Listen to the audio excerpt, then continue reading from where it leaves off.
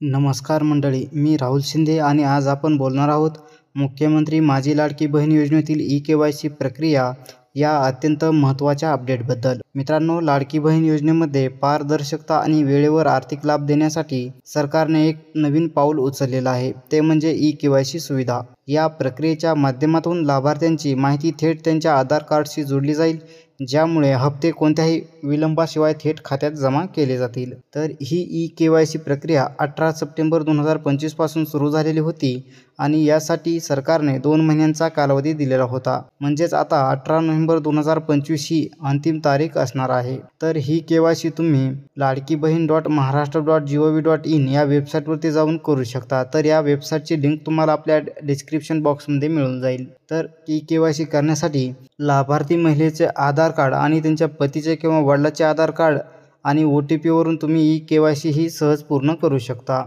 आतापर्यंत राज्यातील बहुतांश लाडक्या बहिणींनी ही प्रक्रिया पूर्ण केलेली आहे, परंतु काही लाभार्थी अजून बाकी आहेत.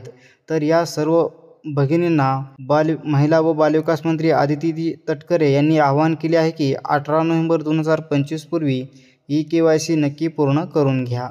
तर या प्रक्रियेत अधिक सुसूत्रता आणण्यासाठी मंत्रालयात बैठक घेण्यात आलेली असून शासन सतत प्रयत्न करत आहे की प्रत्येक पात्र लाभार्थी बहिणींपर्यंत नियमितपणे आर्थिक मदत पोहोचवावी. तर म्हणून बहिणींनो, वेळ वाया घालवू नका. लगेचच ladkibahn.maharashtra.gov.in वर जा आणि तुमची ई-केवायसी पूर्ण करून घ्या. कारण ई-केवायसी पूर्ण केल्यावरच तुमच्या खात्यात योजनेचा पुढचा हप्ता जमा होणार आहे.